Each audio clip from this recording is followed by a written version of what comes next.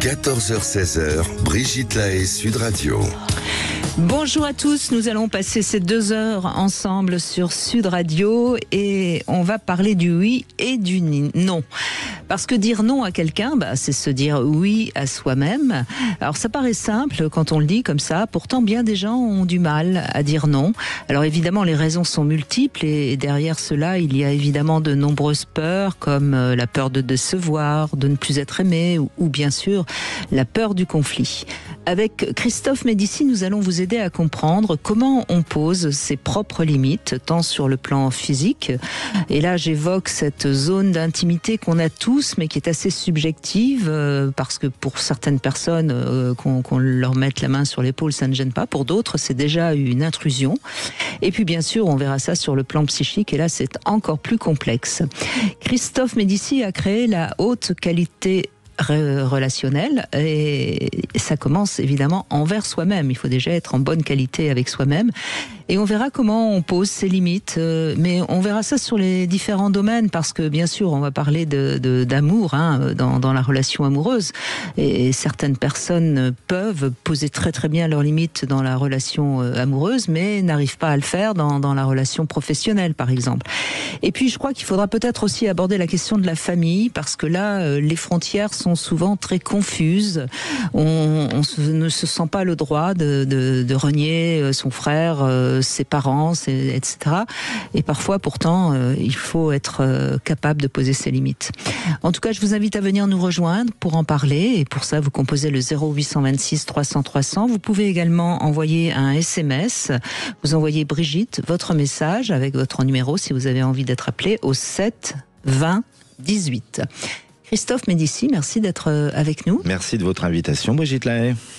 Alors, la haute qualité relationnelle, ça c'est quelque chose que vous avez créé il y a déjà très longtemps et qui, ça veut dire quoi ? Ça veut dire être en bonne relation et si on est face à quelqu'un avec qui on n'est pas en bonne relation, out. Oui, et vous avez tellement raison de dire que je l'ai créé là longtemps, mais c'est mon quotidien, puisque j'anime des stages, j'en étais encore ce week-end avec un très grand groupe, et c'est drôle, parce que... Et le prochain d'ailleurs, c'est à Toulouse, oui. C'est le 28 et le 29 novembre. Oui, c'est ça, voilà, c'est ça, Brigitte. Alors, l'idée de poser ses limites et d'oser dire non, c'est complètement au cœur de la méthode HQA. L'autre jour, là, il y a une semaine, je coachais un jeune homme, toutes les 3 secondes, ses réponses étaient oui, oui, oui, oui. Oui, oui. Et au bout de 2 minutes, je lui fais un miroir. Je lui dis, mais tu te rends compte que tu me dis oui, oui tout le temps? Et il me dit, c'est le surnom que mes parents m'avaient donné quand j'étais enfant. Et vous vous rappelez qu'il y avait en Bibliothèque Rose un petit personnage qui s'appelait Oui, oui. Quand on était gamin, on lisait Oui, oui.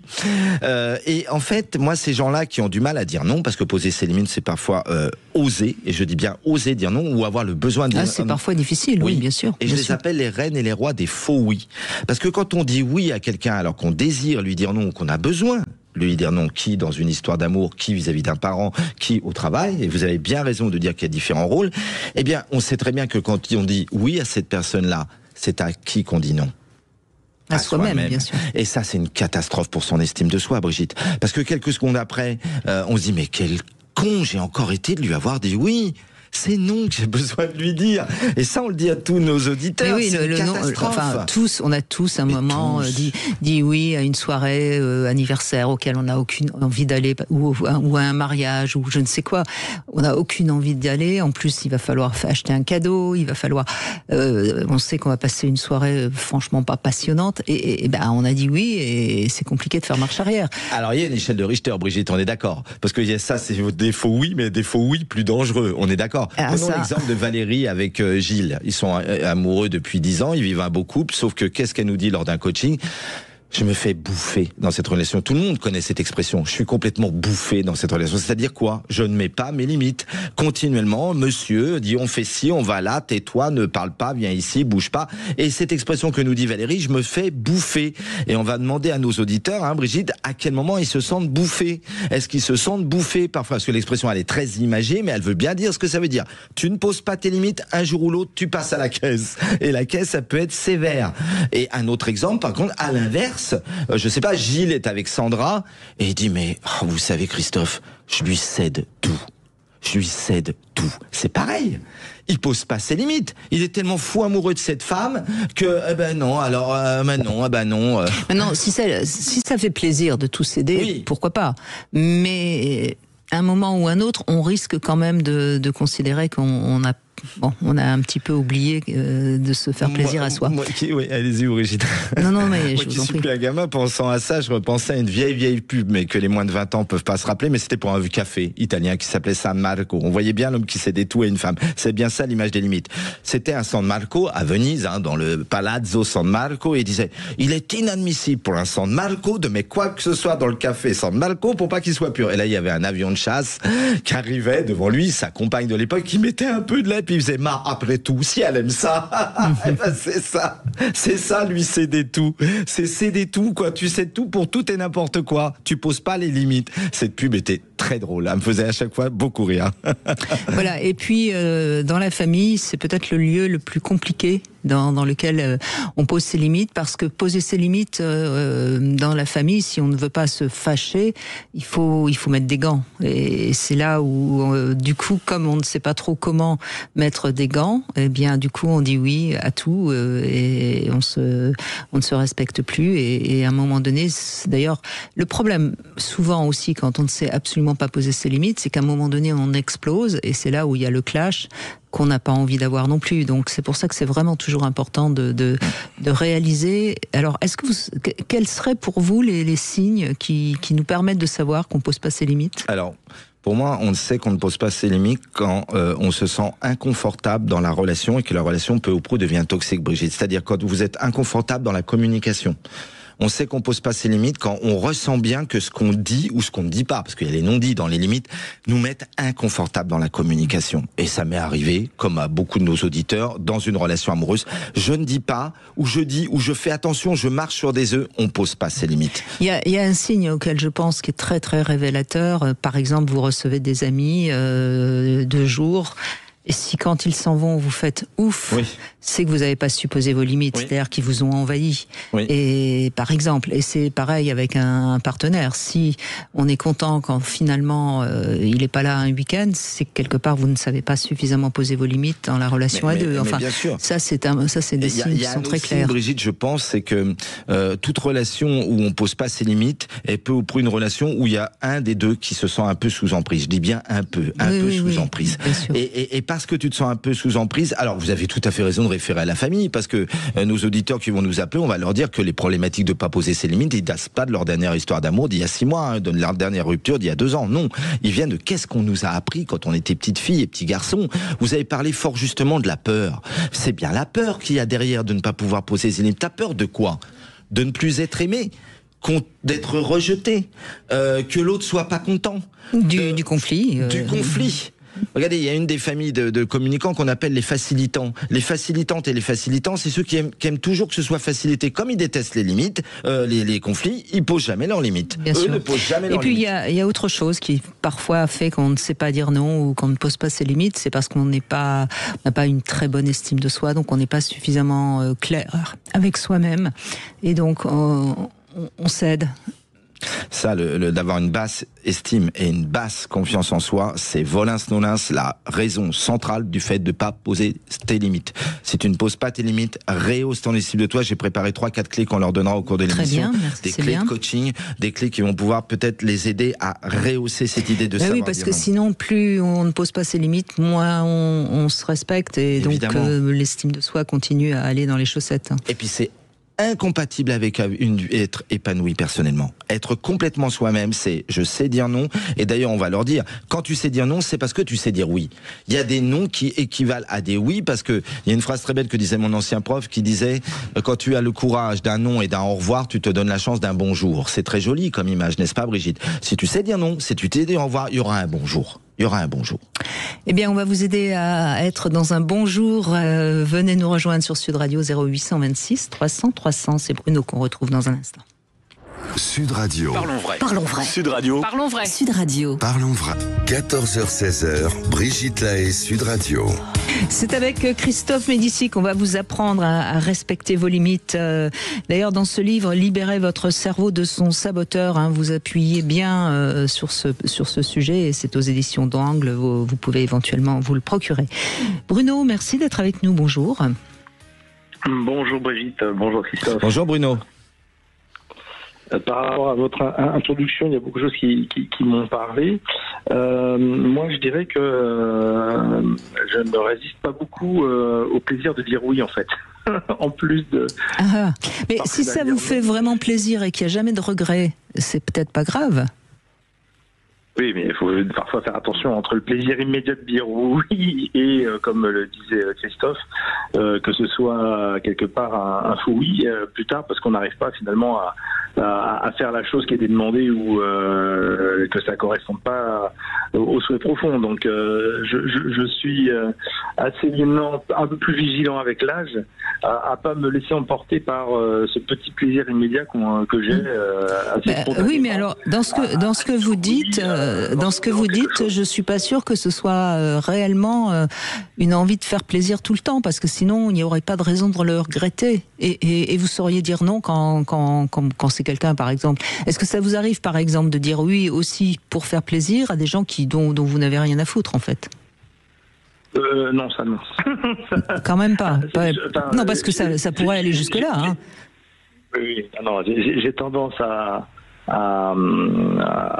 être assez tolérant avec les personnes, mais quand il y a des personnes que j'ai repérées comme justement n'ayant pas trop mes valeurs, eh bien, juste là, l'envie de faire plaisir ou le plaisir de dire oui, il est beaucoup moins intense en fait vis-à-vis d'autres personnes que je peux connaître, pour qui j'ai une réelle affection.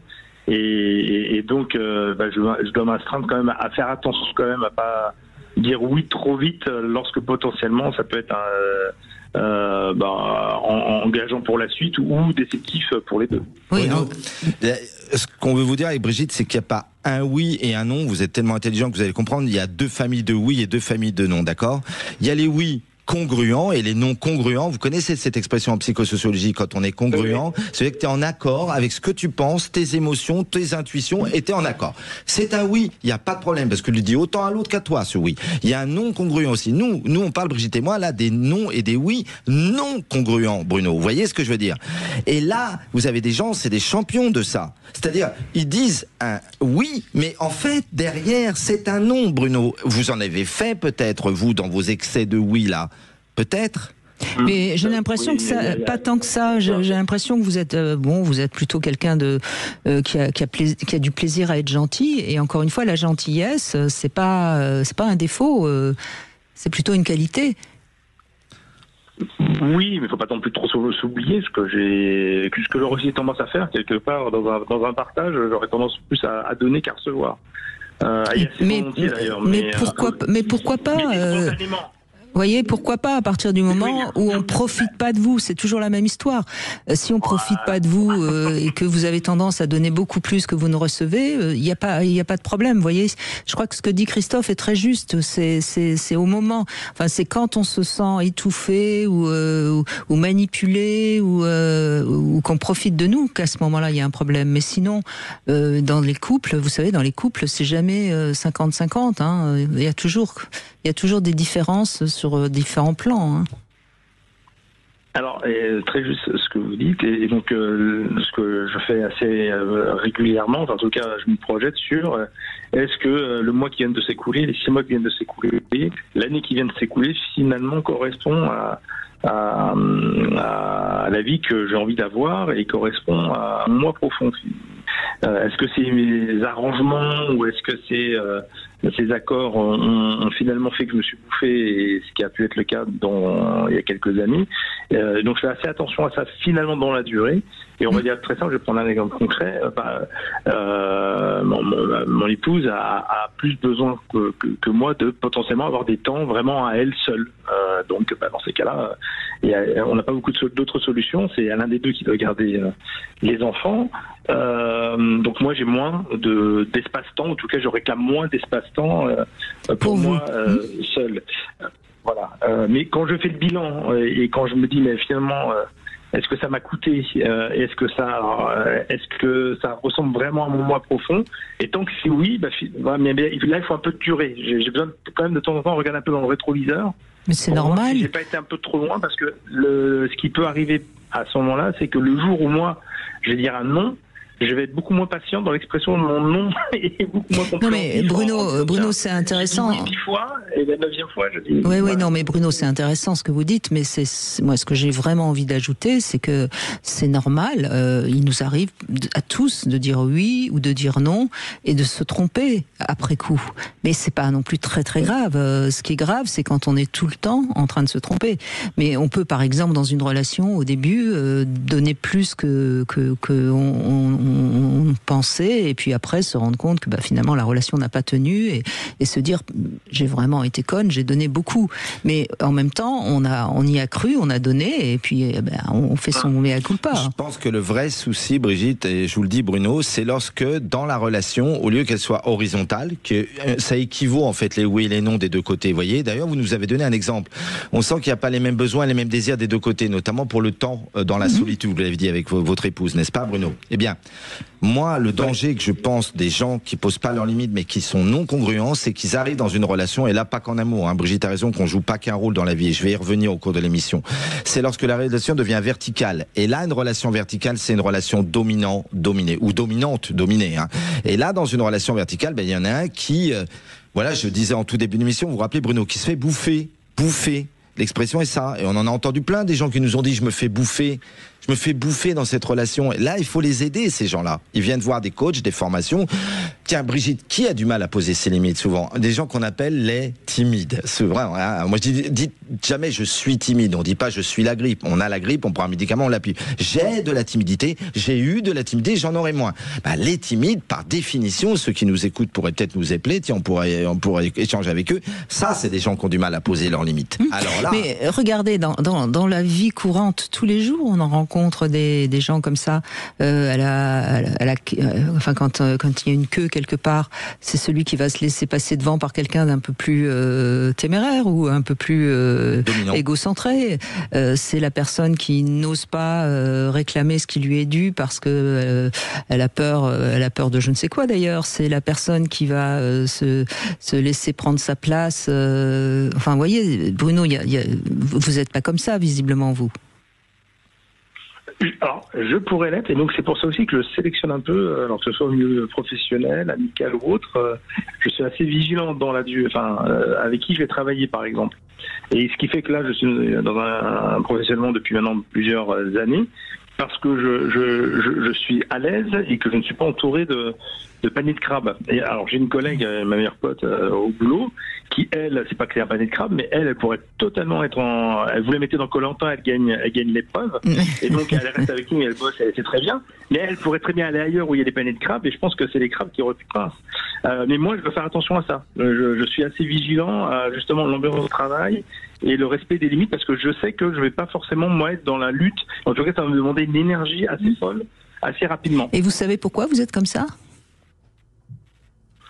Il y avait un peu ce que vous avez évoqué au début. Il y a peut-être une confiance en moi, une estime de moi qui était pas très forte initialement, que je bâtis au fil du temps. Mais oui, je pense que ça joue là-dessus, et que de tout, je suis assez peu spontanément agressif ou je sais pas très bien répondre à une agression, par exemple. Mais ça depuis tout enfant, Oui, vous aviez des frères et sœurs.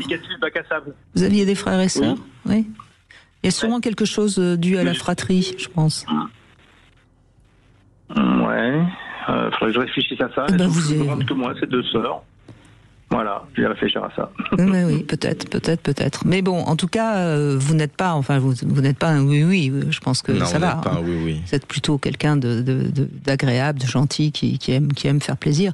Et quand on le fait parce que ça nous fait plaisir, finalement, on se fait du bien. Hein. Oui. Peut-être que vous êtes un peu quelqu'un qui n'aimait pas trop les conflits. Peut-être que vous n'aimez pas trop les conflits, Bruno. Oui. Ça, c'est possible. Alors, j'aime pas trop les conflits et je sais justement les éviter. Je suis très bon pour les régler entre les gens, d'ailleurs. Comme par hasard. Oui, mais vous n'aimez pas tout. Voilà. Mais soit dit en passant, Brigitte, parmi mes stagiaires à la HQR, il y a beaucoup de gens qui n'aiment pas les conflits. Alors moi non plus, je suis pas fan des conflits. Bienvenue au club, je suis de votre famille, pas de problème. J'aime pas les conflits, surtout dans le couple. Moi d'ailleurs, j'aime tellement peu les conflits que je vais faire une petite parole implicationnelle. Moi, j'ai passé 20 ans de ma vie dans une famille où c'était pas un conflit, c'était Gaza tous les les jours. On est d'accord? Chez moi, c'était des conflits que mes parents s'en mettaient toute la journée. Donc à un moment donné, tu as deux options. Tu as une alternative. Tu reproduis comme papa et maman, ou tu dis à une femme, non, moi, s'il y a des conflits, c'est pas un couple pour moi. C'est clair. Et moi, j'ai vécu ça. Et il y a plein de gens qui sont marqués au fer rouge comme moi, parmi ceux qui nous écoutent, qui ont vécu des gens qui étaient comme ça. Il y avait des conflits tout le temps à la maison. Alors ça, je peux vous dire que je sais ce que c'est le conflit dans le couple, en voyant. Et je déteste ça. Après, pour une personne qui a de la timidité, peut-être qu'elle dit oui, tiens, peut-être certains vont nous appeler pour justement pas avoir de conflit dans le couple. Je lui laisse tout filer, il joue les matadors, il joue les chefs de la famille, parce qu'il n'y a pas de conflit comme ça. Ça provoque un réel conflit intérieur. Exactement. C'est pas bon. En tout cas, merci beaucoup Bruno, merci de votre témoignage. Et puis on va se retrouver dans un instant avec le Love Conseil du jour. On va parler des tue-l'amour. 14h-16h, Brigitte Lahaie, Sud Radio. Brigitte Lahaie, Sud Radio, le Love Conseil. Alors Christophe Médici, on va parler des tue-l'amour, en amour évidemment, hein, c'est quelques points qui à coup sûr vont finir par tuer la relation si vous n'y faites pas attention. Alors dans le quotidien, il y a quelque chose qui tue l'amour, c'est la banalisation de la relation, et je pense que c'est même le pire fléau du couple, quand on est dans une sorte de routine dans laquelle l'autre n'existe plus, qui devient une sorte de meuble, hein, on rentre, on oublie même de lui dire bonjour parfois, enfin il y a des choses assez invraisemblables qui peuvent se passer dans le couple, alors qu'on est censé quand même être la personne la plus importante pour l'autre, après nous bien sûr, mais c'est vraiment terrible. On fait même plus l'effort de s'habiller correctement, enfin bon, il y a des tas de choses. Voilà, ça c'est le premier tue-l'amour. Dieu sait s'il est fréquent. Le deuxième, c'est la jalousie pathologique. C'est un vrai tue-l'amour également, de tout le temps faire des crises de jalousie, c'est insupportable. Alors il y a des différends quand ils sont trop importants sur des sujets comme l'argent, la famille, les enfants. À force, c'est pareil, c'est un tue-l'amour. On doit quand même avoir un minimum de valeurs communes pour que ça marche. Et puis, ce qui est terrible aussi, c'est l'indifférence de ce qui peut arriver à l'autre. Quand l'autre, tout d'un coup, a une très très mauvaise nouvelle ou une très très très bonne nouvelle et que le partenaire reste tout à fait indifférent, c'est pareil, c'est un tue-l'amour, ça montre bien qu'il n'y a aucune amitié dans le couple. Et puis, il y a d'autres choses, comme le manque de temps qu'on consacre à son partenaire ou l'absence totale de libido. Mais ça, je crois que tout le monde le sait. On en rajoute un ? Oui, bien sûr. Le manque de réactivité. Je pense que quand on est dans l'amour, c'est pas possible de le passer. Hormis cas de force majeure, on est d'accord, mais quand vous envoyez un message de demande, de besoin, de désir de l'autre, c'est pas possible trop de temps avant la réaction, avant que l'autre réagisse. C'est un tue-l'amour, ça. Si c'est des heures... c'est de l'indifférence, en fait. C'est une variante de l'indifférence. Oui, c'est une variante de l'indifférence qui est... il faut un principe de réactivité, quand même. Je veux dire, c'est quelqu'un qui est normalement très précieuse pour toi. Très précieux pour toi. Et aussi, vous l'avez dit, je crois, Brigitte, le mauvais temps consacré à la relation. Très peu de temps consacré à la relation. C'est une catastrophe, ça. Ça fait partie des 5 langages de l'amour, hein, les moments passés. Moments de qualité, temps consacré à la relation. Nathalie est avec nous, mais dans un instant, je vais d'abord vous proposer de jouer sur Sud Radio avec Lelo. Vous connaissez cette marque de sextoy, Lelo, qui est une marque c'est même la plus belle marque de sextoy. Et bien, j'ai le plaisir de vous offrir ce pack de 5 jouets Lelo. Wow. Ce sont donc des accessoires, hein, c'est pas que des jouets. Et pour ça, il vous suffit d'envoyer un SMS. Vous envoyez Brigitte avec votre nom, votre numéro, qu'on puisse vous rappeler, au 7 20 18. Donc vous envoyez par SMS. Et il y en a un parmi vous qui repartira avec ce pack de 5 accessoires Lelo. Ça va certainement appeler, absolument. Nathalie, bonjour. Oui, bonjour. Bonjour à vous, Christophe Médici. Bonjour Nathalie. Brigitte. Bonjour. Donc merci déjà de m'accueillir à l'antenne. Je vous en prie, c'est un plaisir de vous accueillir, Nathalie. Vous avez du mal à dire non, c'est ça ? C'est ça, tout à fait. Oui, c'est le cas de le dire. Ouais. Oui, j'apprends encore, donc j'apprends encore à dire non, parce que c'est vrai que c'est quelque chose qui est un peu compliqué pour moi. Alors étonnamment, dans le cadre du travail, beaucoup moins. Alors peut-être parce que c'est plus réglementé, je sais pas, mais c'est moins affectif. C'est certainement parce que c'est moins affectif. Là, derrière c'est déjà très intéressant, parce que dès qu'on sait où est-ce qu'on a du mal à dire non, ça nous donne déjà des pistes. Et c'est certainement parce que sur le plan affectif, vous avez besoin d'être apprécié, d'être aimé. Ça renforce votre estime de vous-même quand vous vous sentez aimé. Et dire non, c'est mettre en danger votre estime et votre amour de vous-même. Hein. On peut vous poser une question, Nathalie, là-dessus ? Après, allez-y. Juste une petite information. Alors, ce qui est compliqué, c'est déjà de cerner qu'on n'est pas capable de dire non déjà. C'est bien, bravo. Vous avez fait premier pas. Voilà. La première marche du changement, c'est toujours la conscientisation, Nathalie. Et ça, on est entièrement... Mais elle ne suffit pas, cette marche, vous êtes d'accord ? Il ne faut pas rester sur cette marche. C'est une des 5 marches du changement. Mais la première, vous avez raison. Mais question, vous savez, on en parlait en début d'émission avec Brigitte, vous savez, je pense vraiment que ça vient de l'enfance, tout ça, et de la famille d'origine. Je partage votre avis. Mais évidemment, et qu'est-ce qu'on a reçu comme injonction ? Parce que tout ça, les neuroscientifiques nous le diraient, ce sont des programmes qui sont constitués dans un cerveau. Donc ce programme-là, qui est constitué de croyances limitantes et négatives, qu'est-ce qu'on nous a dit ? Soit un gentil garçon, soit une gentille fille, dit toujours oui aux gens, parce que c'est ça être poli. Et donc on croit, mais alors vraiment dans ce programme-là, que si on dit non, on n'est pas quelqu'un de gentil et pas quelqu'un de poli. Et ça, c'est une catastrophe parce que c'est une fausse croyance. Vous êtes d'accord, Nathalie ? Vous êtes d'accord là-dessus ? Moi, j'irais un peu plus loin. Allez-y. Je dirais même que, moi, je suis d'une génération où on donnait pas trop la parole aux enfants. En fait, il fallait ce qu'ils fassent et puis qu'ils aiment pas. Voilà, ça avait pas trop d'importance. Et en fait, en tant qu'enfant, on s'habituait pas à se poser la question non plus.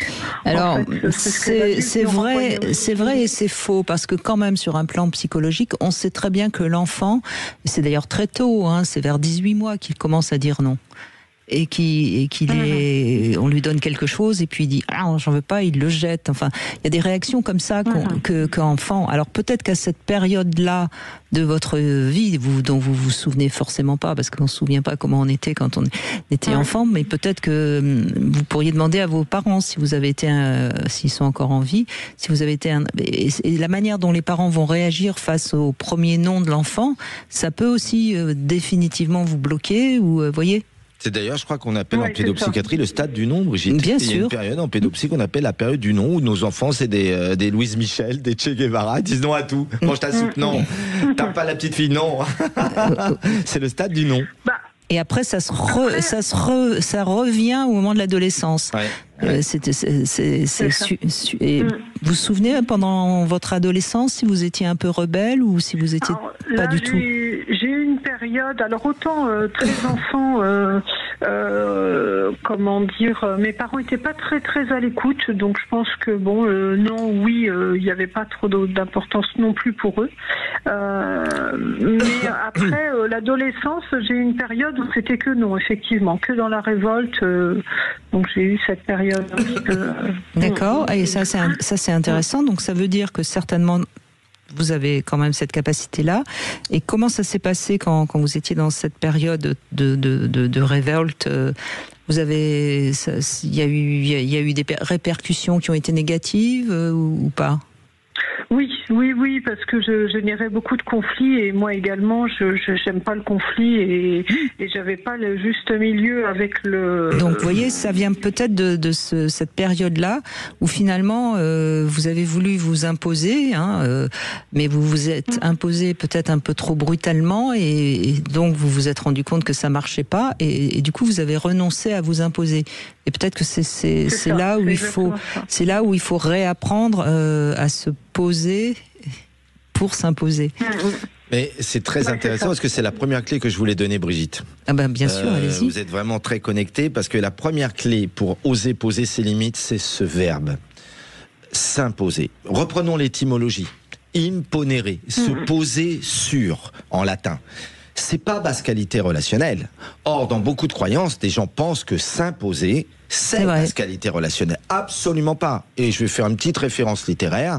Il y a 4 vers de René Char que j'adore dans les feuillets d'hypnose qui dit « Impose ta chance, serre ton bonheur », du verbe le servir, « cours vers ton risque, à te regarder, ils s'habitueront. Je ne connais pas quelqu'un qui atteint ses objectifs dans n'importe quoi sans imposer sa chance. C'est magnifique, ces 4 vers, absolument. Ils sont beaux, hein. Oui. Beaucoup de gens se trompent en disant que René Char dit crois en ta chance. Il dit pas crois en ta chance. Relisez, mesdames et messieurs, les feuillets d'hypnose. Il dit impose ta chance.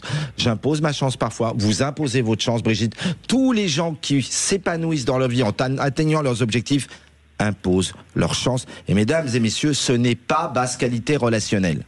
Ce n'est pas, c'est une croyance. Mais à condition de s'imposer dans la sérénité, dans une sorte de confiance en soi et d'alignement. Et il est évident que quand on est adolescent, on ne peut pas s'imposer de cette manière-là. Et c'est pour ça que vous avez sans doute passé ce cap en vous imposant de manière un peu agressive et un peu violente, sans doute parce qu'en amont vous n'aviez pas été suffisamment reconnu et voyez. Et donc moi je vous invite. Je vous invite vraiment à revisiter cette période de votre vie. Vous avez forcément la capacité à vous en souvenir et ça va vous permettre de retrouver les bons côtés de cette période de votre vie où vous avez su quand même vouloir vous imposer et puis les erreurs que vous faisiez. Et je pense que ça va vous aider à trouver le juste milieu. Oui, parce qu'effectivement, je me rends bien compte qu'aujourd'hui, je suis toujours un petit peu sur ces problématiques-là, un peu de s'imposer, s'imposer aux autres, quoi. Mais je crois que vous allez y arriver. Vous avez suffisamment, comme dit Christophe Médici, conscientisé le problème. Merci en tout cas. Merci Nathalie. Merci Nathalie. Et puis je rappelle que Christophe Médici propose de nombreux stages justement qui permettent de s'imposer. Ça s'appelle Libérez-vous de votre saboteur, gagnez en confiance en vous pour vivre enfin votre mission de vie à 100%. Et c'est toutes les clés de la méthode HQR. Alors le prochain stage, c'est à Toulouse, c'est le samedi 28 et 29 novembre. Il y en a un dans l'Est, à Metz, le 6 et le 7 décembre, et un à Paris, pour ceux qui sont dans la région parisienne, le 13 et le 14 décembre. Vous allez sur hautqualitérelationnelle.fr si vous voulez vous inscrire. Christophe Médici, on fait une petite pause et on se retrouve dans un instant. Vous voulez parler à Brigitte Lahaie? 0826 300 300. 14h-16h, Brigitte Lahaie, Sud Radio. Nous continuons dans un instant avec Christophe Médici à essayer de vous aider à dire non, et je voulais juste vous signaler que demain nous prendrons notre temps avec Philippe Arlin puisqu'on parlera du slow sex. Bonjour Athéna. Bonjour Brigitte, bonjour Christophe. Bonjour Athéna.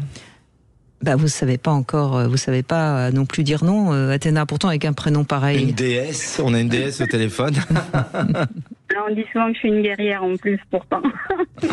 Une guerrière qui sait pas dire non, mais alors vous allez les perdre vos guerres, Athéna. Je pense en fait. Non, mais c'est vrai que j'avoue, ça doit dater de mon enfance aussi. Je vais rajouter un petit plus peut-être qui fait aussi, c'est que quand je suis née, j'ai eu un problème à la naissance qui fait que je râlais beaucoup, n'est-ce pas?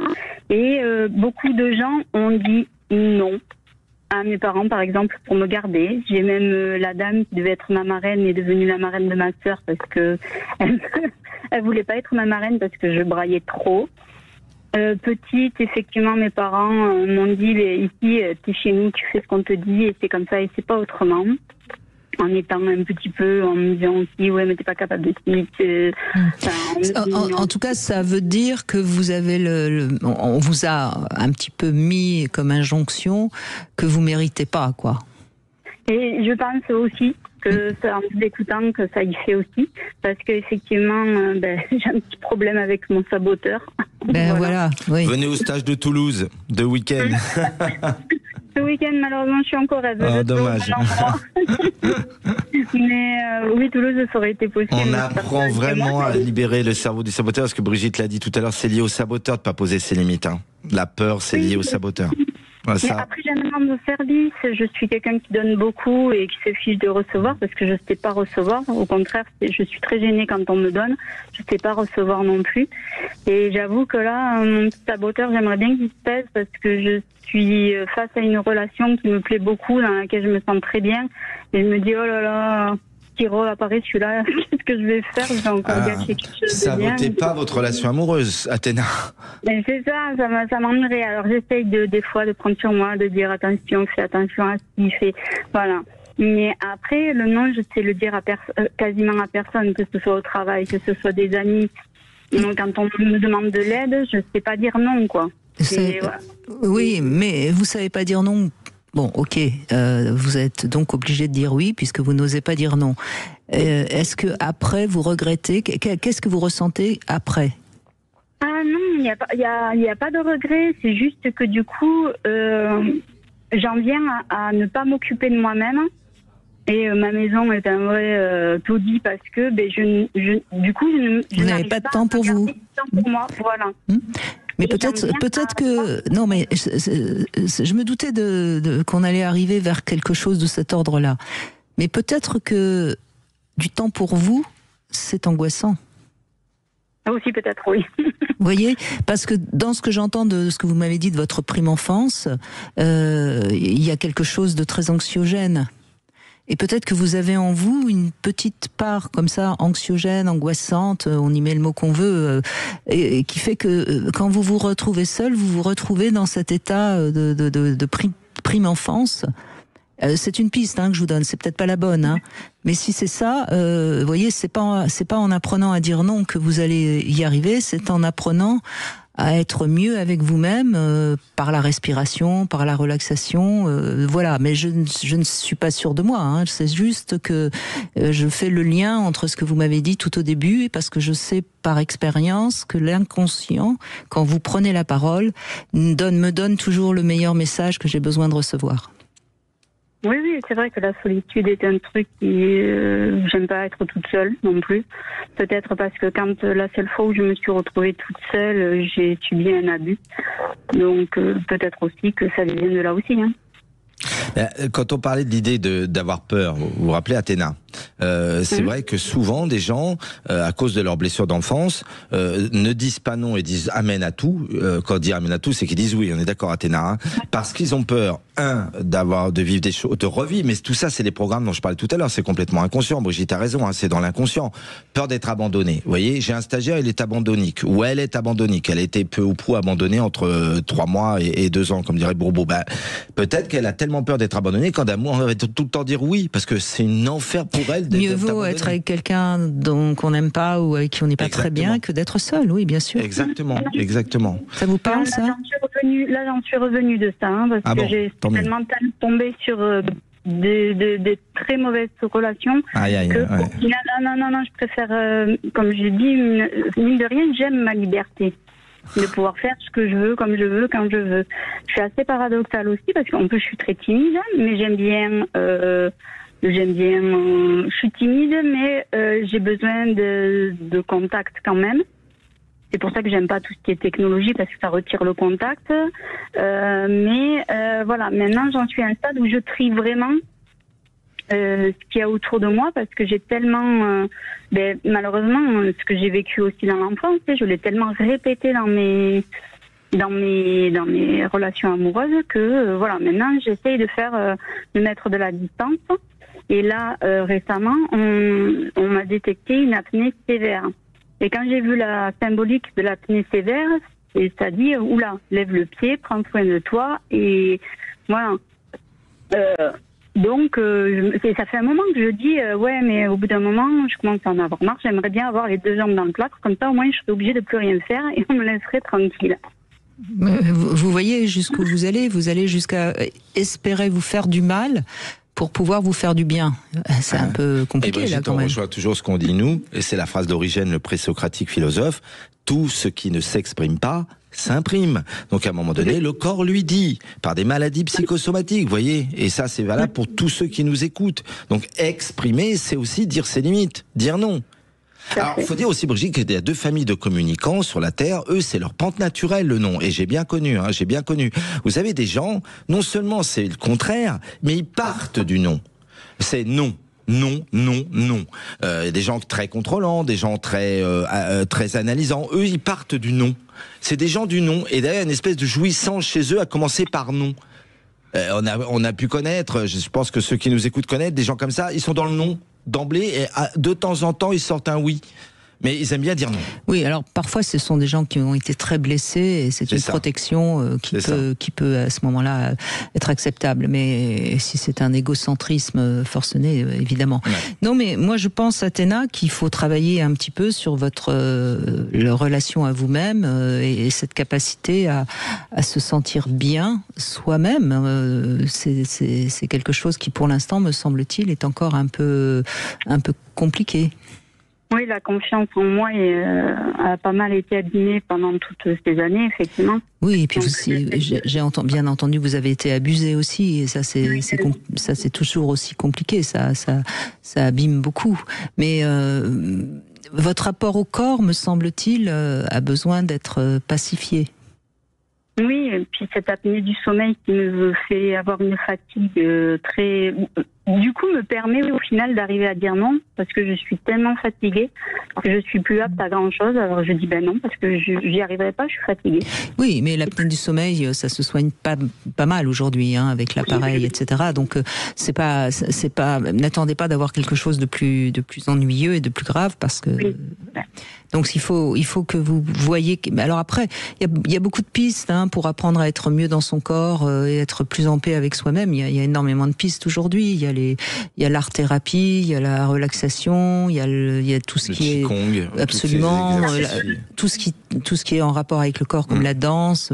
Mais donnez-vous les moyens, parce que sinon, ça, vous savez, c'est terrible. Mais si on fait pas l'effort de commencer à se donner les moyens, il se passe rien.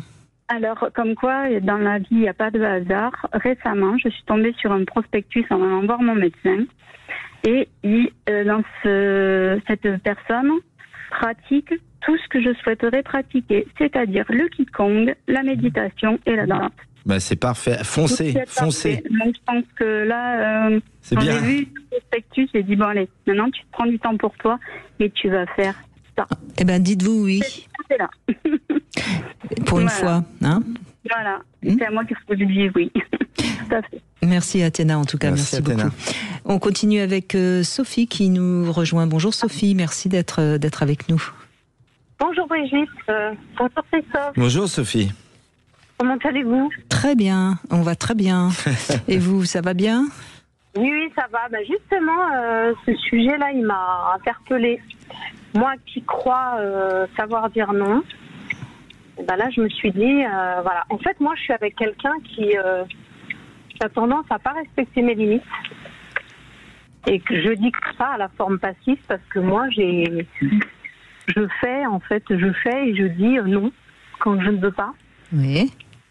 Et donc, voilà, je suis à un tournant de ma vie parce que je suis en train de me dire, finalement, est-ce que c'est toi qui n'arrive toujours pas malgré le travail que tu as fait, ou est-ce que non, c'est vraiment cette personne qui ne respecte pas tes limites ? Vous auriez un exemple précis à nous donner ? Si j'ai pas envie de faire l'amour, j'ai pas envie de faire l'amour, par exemple. Oui. Et lui, il a envie, il insiste. Et voilà. Et vous finissez par faire l'amour. Ça peut arriver. Alors je peux vous donner une clé de coaching. Je peux vous donner une clé de coaching parce que déjà, Sophie, petite question qu'on aimerait vous poser, Brigitte, mais j'ai déjà la réponse. C'est un pli qui est pris depuis le début de la relation. On est d'accord, qui respecte pas vos limites. Dites-moi oui. On est d'accord. Oui. Non, mais ça c'est clair. C'était le tout début de l'émission. Je sais pas si vous étiez déjà à l'écoute de Sud Radio, mais j'ai dit il me bouffe ou elle me bouffe. Je suis bouffé par. Vous voyez ce que je veux dire ? Il y a un moment donné. Je vous donne une clé. Vous en ferez ce que vous voulez, mais je la donne à mes stagiaires parfois parce que c'est un nom, parce qu'il y a des noms soft, il y a des noms argumentés, Brigitte, et c'est pas des noms secs. Vous voyez, il y a plusieurs noms. Vous voyez ce que je veux dire, Sophie ? Nom sec, c'est assez hard, mais des noms soft, des noms argumentés. Un nom presque dans l'humour. Vous voyez, je vous l'offre et vous le tentez la prochaine fois, 2 fois.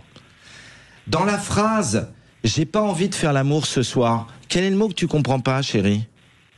Ouais, non, j'ai essayé ça. Et alors, il n'entend pas ça. Non, je suis une assez bonne communicante là. Il n'entend pas ça. Il n'entend pas ça, il veut continuer à faire l'amour. C'est ça que vous nous dites. Ouais. Bon, alors il insiste, il insiste, mais vous tenez bon, et ça, bravo, ça prouve bien que vous savez dire non. Et ça, il fait quoi ? Il boude, il se fâche Ouais, il y a des crises, Oui. Des crises comme un enfant, des crises de nerfs. Vous êtes dans un conflit de besoin à ce moment-là, vous comprenez ? Il y a un conflit de besoin. Oui, mais en attendant, ce que j'entends, Sophie, c'est que vous savez poser vos limites et vous gardez vos limites. Ah ouais. Bon, ouais, déjà bravo. Maintenant, la question que vous vous posez et à laquelle on va essayer de répondre, c'est est-ce que c'est une relation qui est toxique et à ce moment-là, il faut que je pose définitivement mes limites et que j'arrête, ou est-ce que c'est une relation qui est jouable? Bah, franchement, là, ça fait 1 an que je me pose cette question. Est-ce que c'est jouable? Je suis bien entourée. Vous voulez que je vous pose 3-4 questions pour qu'on sache, on fait une évaluation de la relation? Évaluation de la relation, vous voulez? Alors, posez les questions. Allez, et on laissera le temps des infos à Sophie pour y répondre. Sophie, première question, est-ce que quand vous rentrez, vous le voyez, alors que vous ne le voyez pas, est-ce que vous avez le sourire? Deuxième question. Allez, posez vos questions et Sophie répondra après les infos. Est-ce que vous avez le sourire quand vous êtes avec lui ou est-ce que vous allez? Et deuxièmement, est-ce que vous avez l'impression d'être inconfortable dans la communication quand vous communiquez et relationnez avec lui? Voilà, elle répondra après. Voilà, et vous répondrez après les infos. Et puis Christophe, lui, il répondra après les infos à la devinette du jour. Quel est le point commun entre un gâteau trop cuit et une femme enceinte? Vous avez le temps des infos pour trouver la réponse. Sophie reste avec nous et on écoutera sa réponse dans un instant. Et vous pouvez également nous appeler au 0826 300 300 ou envoyer un SMS. Brigitte, votre message 7 20 18. À tout de suite. Sud Radio, c'est votre opinion qui compte. Je vous écoute depuis des années, tous les matins, dès que je pose le pied, j'allume Sud Radio. Sud Radio, parlons vrai. Sud Radio. Eh bien, j'ai demandé à Christophe Médicis de venir faire cette émission. Il m'a dit oui, et j'espère que tu ne regrettes pas ce oui. Je ne regrette pas ce oui, j'en suis heureux. Bon, merci en tout cas Christophe d'être là. Je rappelle que vous êtes auteur de plusieurs livres, notamment Oser incarner votre zone de génie. C'est le dernier, c'est aux éditions Lanor. Et pour incarner ces zones de génie, il faut savoir dire non et il faut savoir se dire oui, surtout. Se dire oui. Et en parlant de ça, d'ailleurs, Brigitte, vous savez, il y a une étude qui est sortie pour savoir la pire des locutions qu'il faut se dire en couple pour faire que le couple soit justement dans un couple triste et malheureux. Et c'est l'université de Washington qui a créé ça avec, vous savez, Nan Gottman, qui est le monsieur à amour qui avait écrit Les couples heureux et leurs secrets. Eh bien, ce qu'ils disent, c'est éviter le plus souvent possible de dire tu devrais, fais plutôt ci, fais plutôt ça. C'est la pire des choses. Parce que c'est ça justement, nier l'autre. Tu aurais dû, ça c'est encore pire. Tu aurais dû. Oui, sans doute. Tu devrais si. Eh ben, faites attention mesdames et messieurs, parce que c'est une catastrophe en couple. Alors, la réponse d'abord à ma devinette, puis après Sophie, on va écouter vos réponses. Quel est le point commun entre un gâteau trop cuit et une femme enceinte? Je donne ma langue au chat. Il y a aucune différence parce que dans les deux cas, on n'a pas retiré assez vite. Elle est mignonne. Elle est mignonne. Oui, franchement, elle est mignonne. Alors, Sophie, vous avez écouté ce que vous a proposé Christophe Médicis. Est-ce que vous répondez oui ou non à ces questions? Est-ce que vous avez le sourire quand vous rentrez et que vous le retrouvez le soir? Oui, au départ oui, là depuis quelques temps un peu moins. Un peu moins, mais encore quand même. Oui. Bon, attendez de plus avoir le sourire pour le quitter et puis c'est tout.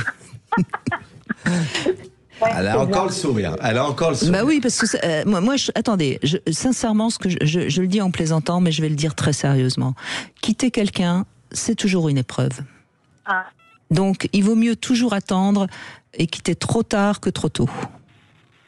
Donc, si vous avez encore des moments de bonheur avec cet homme, s'il y a encore des choses qui vont bien, eh bien, ne le quittez pas. En revanche, dites-lui que si ça continue à ce qu'il vous agresse un peu sexuellement, vous allez finir par mettre fin à la relation. Et peut-être que ça va le faire bouger.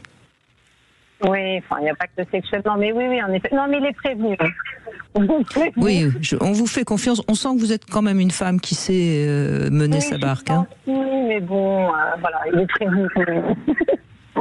Voilà. Vous êtes ensemble depuis combien de temps? Sophie? Oui. Vous êtes ensemble depuis combien de temps? 3 ans. Ah bah oui, c'est la première phase d'une relation où on commence à ne plus trop supporter ce qui nous agace chez l'autre. Et c'est une phase où il faut se dire soit je le prends comme ça parce que de toute façon il est comme ça, il changera pas, ou alors on arrête. Ouais, c'est vrai. Bon, écoutez, sur ces sages paroles, Christophe et Brigitte, je vous remercie infiniment. Brigitte, je voulais vous dire à quel point je suis admirative de votre parcours, de la personne que vous êtes. Eh ben, merci beaucoup. Merci Sophie, ça me fait plaisir. Sophie. Et puis, je vais continuer à essayer de vous aider tous et toutes à être la personne qu'on a besoin d'être, parce que c'est ça qui fait qu'on est bien dans sa vie. Merci Sophie. On va continuer avec Frédéric qui nous rejoint. Bonjour Frédéric. Oui, bonjour Christophe. Bonjour Frédéric. Brigitte. Voilà, je vous appelle pour le thème du non. Oui. Comme on dit. Alors, pour ma part, je crois que c'est une des choses les plus dures à faire, que ce soit dans un couple et surtout avec les enfants. Dire non à son enfant, c'est difficile ? Oui. Ah. Je pense parce que de plus en plus, et on voit, maintenant je suis grand-père, donc je vois les choses aussi. Après, en tant que grand-père, c'est pas obligé de dire non, parce que c'est pas votre rôle d'éduquer à la frustration les enfants. En tant que père, oui, c'est indispensable de dire non, mais c'est vrai que pour des parents, c'est difficile. Oui, mais je vois qu'avec les nouvelles générations, après, c'est vrai que ça fait un peu, on va dire, je dirais pas que c'était mieux de notre temps ni rien, mais c'était peut-être un peu plus facile, et depuis l'enfant roi, comme on a appelé ça, c'est très compliqué, je trouve. Mais Frédéric, de toute façon, vous êtes père de combien d'enfants ? 2. D'accord, maintenant ils sont adultes, puisque vous êtes grand-père. Bon, on est d'accord. Oui. Ils sont éduqués, ils sont polis, ils font leur vie, ils construisent une vie. Ah ça, c'est sûr, voilà. Non, je suis pas Stéphane, mais je peux vous dire, Claire Gay, qui est un de nos amis pédopsychiatres, un des grands chroniqueurs de Brigitte que vous connaissez de nom évidemment, mais je peux vous dire que vous avez dit au bas mot 10 000 fois non à vos 2 enfants, et si ce n'est 100 000. Et c'est normal, puisque l'analyse transactionnelle nous dit que dans le rôle que l'on joue quand on est parent, et c'est ce que vous sous-entendez Brigitte tout à l'heure, Frédéric, d'accord, il y a le parent critique. Et le parent, c'est celui qui met les garde-fous, vous savez, Frédéric, pour que votre enfant, d'ailleurs, ait la vie sauve. Parce que quand un enfant, il a un cerveau de 2 ans, il a un cerveau de 2 ans. Hein. Quand il a un cerveau de 5 ans, il a un cerveau de 5 ans. Hein. Il ne sait pas qu'il y a un danger là. Vous voyez ce que je veux dire ? Oui, non, mais vous avez dit non, là il y a danger. Je sais pas comment s'appellent vos enfants, on n'a pas le savoir. Et puis on a le droit de dire non, même très méchamment. C'est beau. Mais Frédéric, vous avez dit une chose qui m'a fait sourire. S'il y a des enfants rois aujourd'hui, c'est parce qu'il y a des parents qui ne sont pas des bons parents, c'est tout. Hein. C'est pas les enfants, ils viennent pas au monde en étant enfants rois, ils deviennent rois. Et d'ailleurs, j'ai mon amie Hélène Vecchiali qui vient souvent aussi, qui dit maintenant que c'est des enfants tyrans. Hein. Donc on a passé encore un cap. Hein. Tout à fait. Après, on va pas maintenant, c'est les générations sont comme ça et autres, mais c'est vrai que, comme je dis toujours, on crée notre propre tort. Hein. J'entends beaucoup de gens se plaindre avec des enfants qui arrivent à l'adolescence ou autre, où on leur a jamais mis trop de barrières et arrivé là, après ils sont démunis. Hein. Mais regardez, les enfants sont à l'image de la société. Regardez aujourd'hui comment nos hommes politiques ne savent pas dire non plus. Ils disent oui à tout dès qu'il y a le moindre. Vous voyez où ça nous mène, hein ? C'est vrai. Ça fait après ils apprennent peut-être tout petit, je pense. Ce que je vois dans cette chose-là, vous voyez, Frédéric, déjà l'art de parent, c'est un métier impossible. Vous savez ce que disait Bettelheim et Freud, c'est très très difficile d'être parent et personne ne peut se dire je suis un champion du monde de ça. Moi le premier, être parent, je peux vous dire. Mais est-ce qu'une chose est sûre, c'est que il est nécessaire de fixer les limites quand on est parent. Ça, c'est sûr. Alors, vous dites nos générations, parce que nous, évidemment, on n'est plus des gamins. Les parents avaient la main leste, et c'est un doux euphémisme. C'était leur façon de dire non aux parents. Pas tous, mais la génération que née dans les années 20-30, les enfants, ça ne dérangeait pas de mettre une petite fessée de temps en temps. Voilà, maintenant, ça a changé. Tu peux plus le souffler sur ton enfant, Brigitte. C'est aussi ça qui est pas simple. C'est que ça se fait plus. C'est interdit. Et c'est pas la même chose. Il y a une autre manière de fixer l'autorité. Il faut la faire autrement. Le problème, il est là aussi, je pense, quand même, dire l'interdiction de l'interdiction, à chaque fois, c'est quand même assez... Je suis pas contre, attention, il y a des choses qui sont bien... Heureusement que ça a énormément évolué à ce niveau-là. Mais des fois, une réprimande, sans parler de taper ou d'être brutal, quoi, pas du tout, mais des fois, ça manque, Oui, mais Frédéric, c'est un sujet complexe parce que de toute façon, cette loi qui interdit la gifle, c'est des lois qui partent d'un bon sens et d'une bonne d'une bonne intention, mais qui n'ont pas de sens, parce que de toute façon, un enfant qui reçoit une gifle, il va pas aller porter plainte contre ses parents de toute façon. Donc, c'est une loi qui a plutôt, en effet, fait croire aux parents qu'on n'a pas le droit de dire non. Et qui finalement a eu un effet peut-être un peu négatif. Je suis pas loin de penser comme vous. Bien sûr. Mais bon, c'est complexe aussi parce que mais il y a des choses, il y a des choses plus importantes, me semble-t-il, à faire pour aider les parents à être de bons parents. Mais bon, c'est pas mon domaine. Je vais rester dans le monde des adultes. Bien sûr, dans les adultes. Qu'est-ce que je peux vous dire, moi, qui suis formateur depuis 33 ans? Donc j'ai quand même un long parcours de formateur d'adultes, vous voyez ce que je veux dire, Frédéric? Oui. Donc c'est mon métier d'avoir des gens en face de moi. Et la chance que j'ai, c'est que j'ai des gens de toutes les générations, de 18 ans, 20 ans, jusqu'aux 80 ans, vous voyez.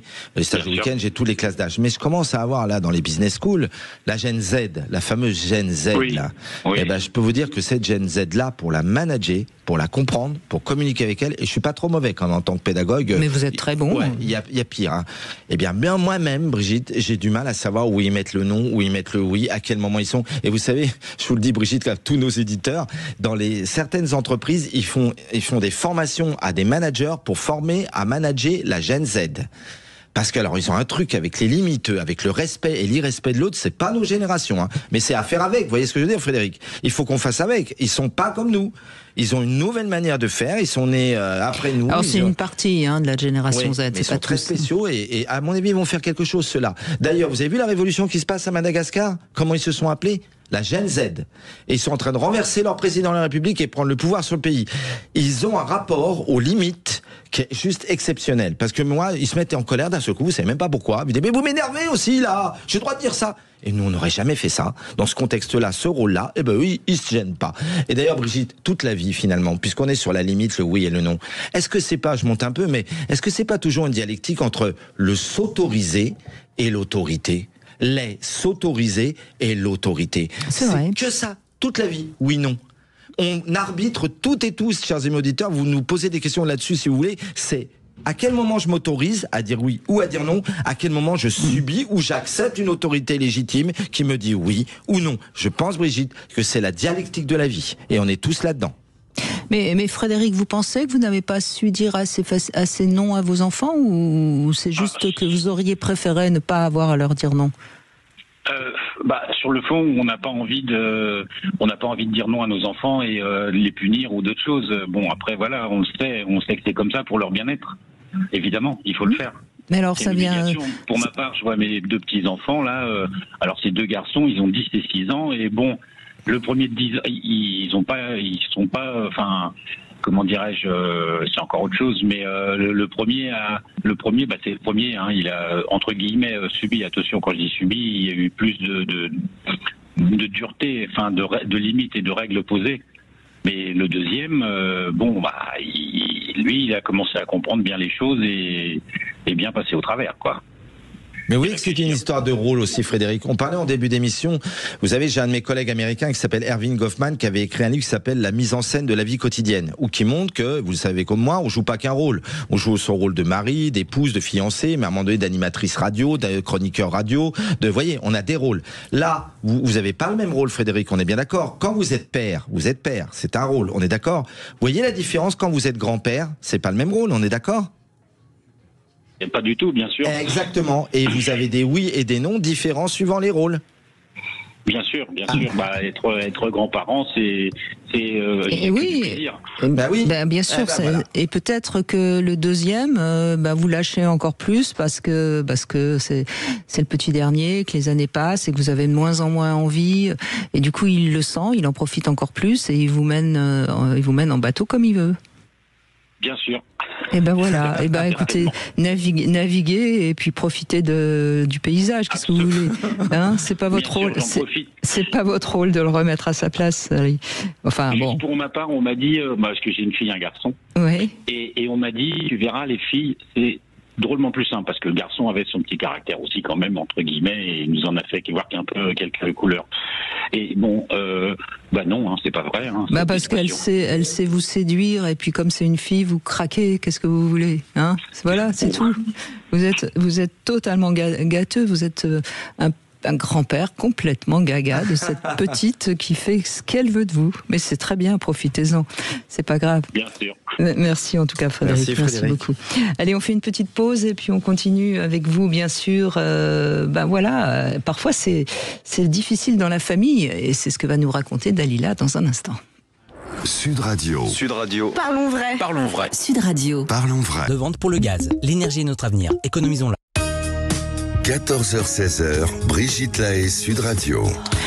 Et dire non à ses parents, c'est pas simple non plus. Et Dalila va nous en parler dans un instant. Mais je voulais vous rappeler que demain, nous serons avec Philippe Arlin, sexothérapeute. Et on essaiera de faire l'amour plus lentement. Christophe Médissier, en tout cas, on va pouvoir aborder la question de la famille. Parce que ça, c'est encore un vaste sujet. Bonjour Dalila, merci de prendre la parole. Bonjour Brigitte, bonjour Christophe. Bonjour Dalila. Et bonjour tous les auditeurs et auditrices de Sud Radio. Alors c'est avec votre mère que c'est facile, que c'est pas facile de dire non. Oui, c'est ça. C'est pas facile et voilà. Et des fois, elle reformule c'est rare qu'elle reformule ses demandes directement. Même quand elle les reformule directement, elle avec beaucoup d'arguments, avec beaucoup d'introductions, d'explications. Sinon, c'est la victimisation, bien sûr. Mais vous vous sentez donc obligé de l'appeler, de l'aider, d'aller chez elle. Concrètement, ça se traduit par quoi? De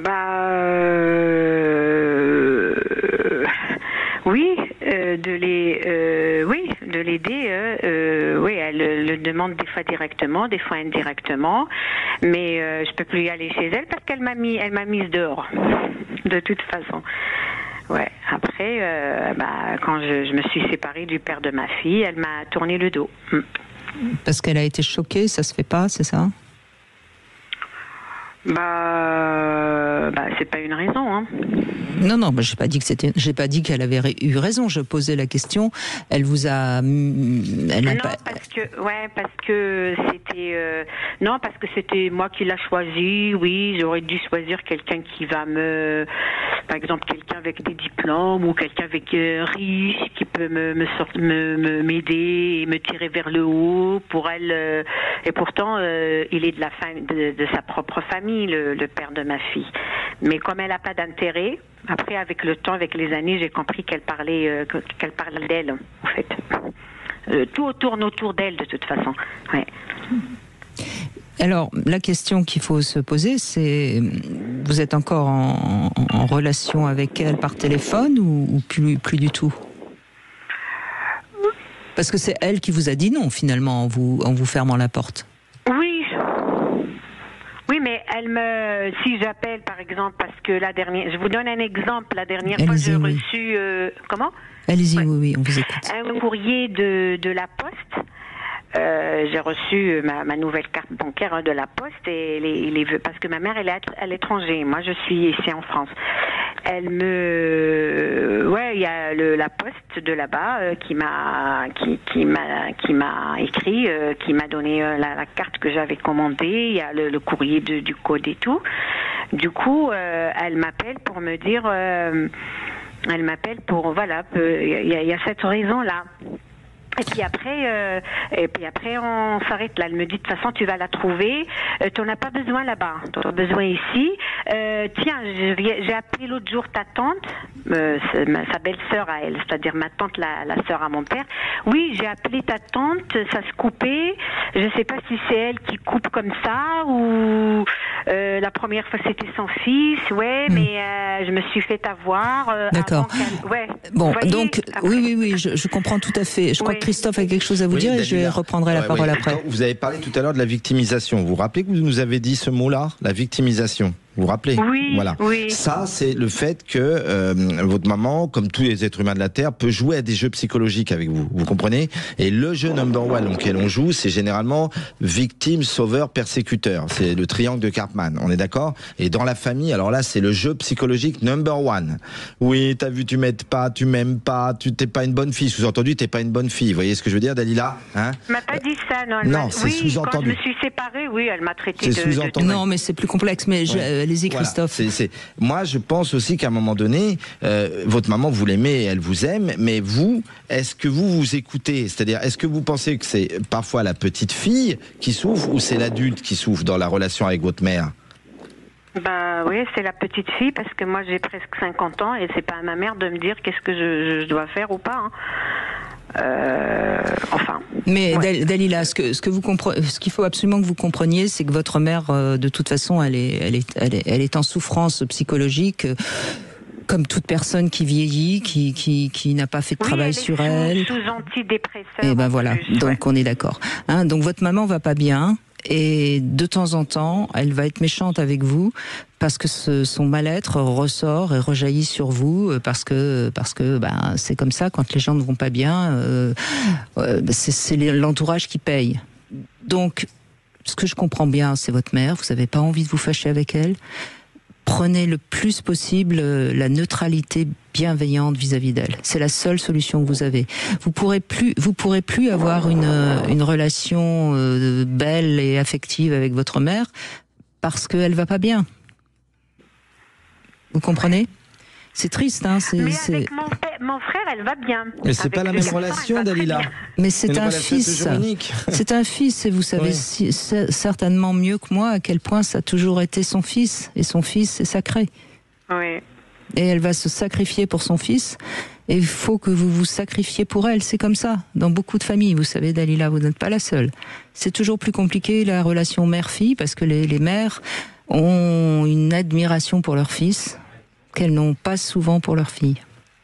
Oui, ça vient de son histoire aussi, parce qu'elle vient d'une famille où elles sont 6, avec un seul frère qui est... voilà. Ça, je l'ai compris, Brigitte. J'ai compris, mais après, moi, je culpabilise. Alors, surtout pas. Faites ce que je vous dis, soyez dans une neutralité bienveillante. Quand elle vous appelle, soyez gentil. Si, de temps en temps, vous pouvez lui passer un petit coup de fil, vous écoutez ses jérémiades, parce que vous aurez droit à ça. Si elle vous critique, laissez dire, ne répondez pas. Et puis c'est la seule manière de garder une relation qui soit à peu près saine. Sinon vous allez vous faire du mal, lui faire du mal, vous allez culpabiliser. C'est ça aussi, parfois, de poser ses limites. Et dans la HQR, pour poser ses limites, Dalila, nous, on fait la distinction. Votre mère, vous l'aimez, elle vous aime. C'est pas un problème de sentiment. Il y a le sentiment d'un côté, il y a la qualité de la relation de l'autre, vous voyez ? Ben non, elle m'aime pas. Après, il y a des souvenirs là d'enfance quand j'étais petite, comment elle me traitait. Mais non, Dalila, votre mère vous aime mal. Mais elle vous aime. Et c'est pire parce qu'il vaut mieux ne pas être aimé qu'être aimé mal.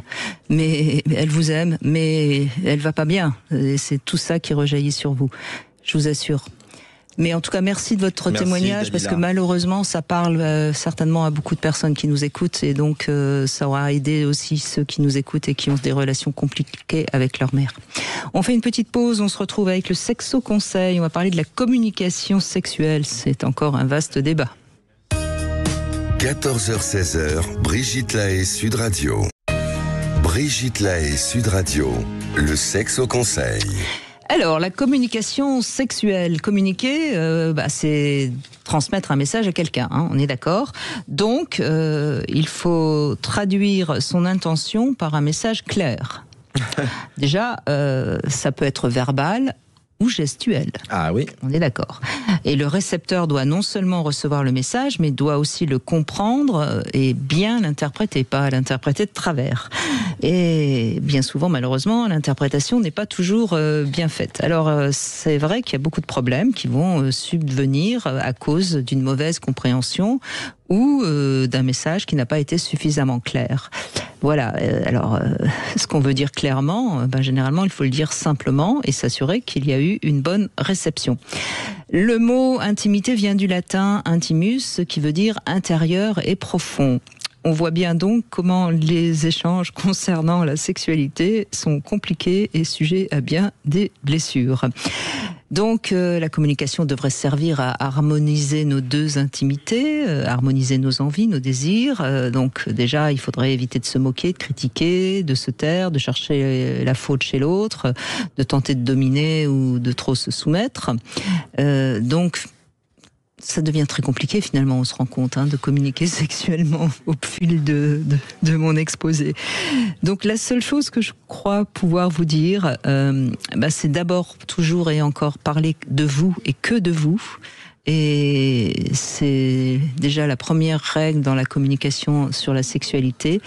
Et surtout, dès qu'il y a quelque chose qui vous fait mal, que ce soit physiquement ou psychiquement, eh bien à ce moment-là, il faut le dire et ne pas continuer à subir quelque chose qui vous fait mal. Le reste, chacun fait comme il peut. Ça aussi, c'est poser ses limites, Brigitte. Absolument. Ça aussi, c'est poser ses limites. Qu'est-ce que je désire et qu'est-ce que je ne désire pas. Voilà. C'est aussi poser ses limites. Et ça, vous l'apprendrez si vous allez faire le stage de Christophe Médici, Libérez-vous de votre saboteur, gagnez en confiance en vous. Les stages, c'est à Toulouse le dernier week-end de novembre, c'est à Metz le premier week-end de décembre, et le 13 et 14 décembre, c'est à Paris. Et s'ils viennent à deux, on invite le deuxième, le coup, Brigitte, d'accord ? Une place pour deux pour le coup. Une place pour deux pour le coup, si vous venez de la part de Sud Radio. Vous allez vous inscrire sur le site haute qualité relationnelle en un seul mot.fr. Et on continue à jouer avec les lots, ces fameux jouets intimes extraordinaires. C'est une belle marque de jouets.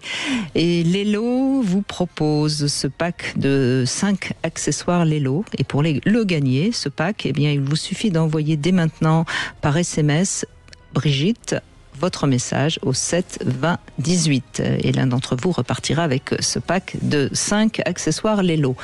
Et nous sommes maintenant avec Raphaël. Bonjour Raphaël. Bonjour Brigitte. Bonjour Raphaël.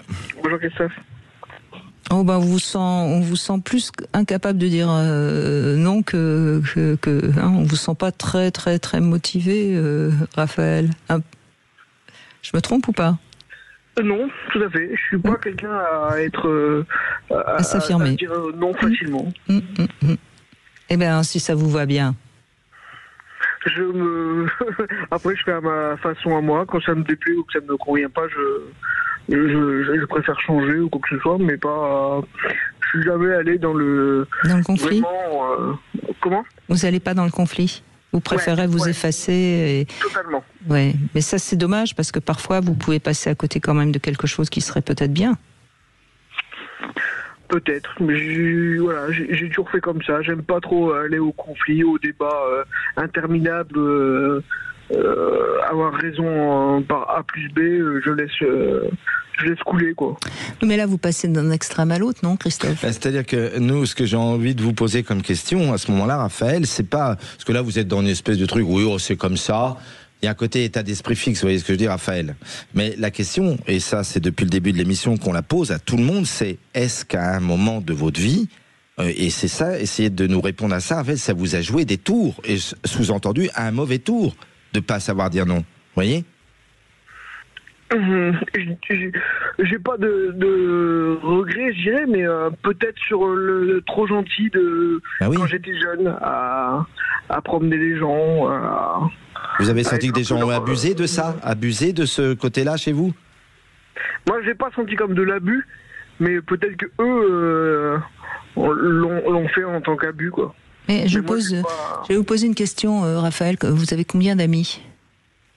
Là, j'ai fait le tri. Je n'en ai plus de réellement amis, quoi. Ouais, vous voyez, c'est ça le problème, c'est que quand on ne sait pas poser ses limites, l'amitié est compliquée. Ouais, j'ai été un peu pris pour un idiot, on a un peu... Alors, vous voyez, je vous demande si vous avez été abusé. Maintenant, Brigitte vous pose une autre question, vous dites que vous avez été pris pour un idiot. C'est formidable l'avancée déjà en 1 minute avec nous, vous voyez ce que je veux dire? Vous avez été, je vous fais miroir encore, vous avez été pris pour un idiot, Raphaël. Oui. Mais vous avez été pris par un idiot, par des idiots. C'est-à-dire que si vous savez, Raphaël, l'amitié, c'est quand même quelque chose où chacun pose ses limites et se respecte. Et si on ne se respecte pas, on a forcément des mauvais amis et des faux amis. C'est pour ça que je vous posais la question de l'amitié. Et merci de votre témoignage, parce que je crains que ça fasse, que ça résonne dans quelques oreilles de gens qui nous écoutent et qui se disent, c'est vrai, moi non plus, j'ai pas de vrais amis. On ne peut avoir des vrais amis que lorsque on sait poser ses limites. Sinon, on a des faux amis. Et d'ailleurs, si on peut donner une clé pour savoir si c'est un ami vraiment ou pas un ami, c'est pour Raphaël, mais pour tous ceux qui nous écoutent, il y avait une phrase de Léonard de Vinci que j'adorais, qui disait, et moi j'ai toujours ça comme phare dans ma vie, un ami, on le critique toujours en privé et on le valorise en public. On n'a pas à critiquer un ami devant tous les autres. Ça ne se fait pas. Et il y a des choses qu'on ne dit pas à un ami pour ne pas le blesser. Mais vous êtes d'accord avec ce que je dis? L'amitié, il faut poser ses limites. Sinon, c'est pas des amis. Ils vont profiter de nous. Et combien de faux amis on a pu avoir? En tout cas, je peux parler que pour ma part, parce que dans ce cas-là, on parle que de sa fenêtre. On est d'accord? Moi aussi. J'en ai eu plein des faux amis. Des gens que je considérais comme des amis. On me disait, mais si tu savais ce qu'il dit, pique-pendre sur toi derrière ton dos. Et je dis, ah bon, je le considérais comme un ami ou une amie, et il me détruit par derrière. Ça se fait pas. Ça ne se fait pas.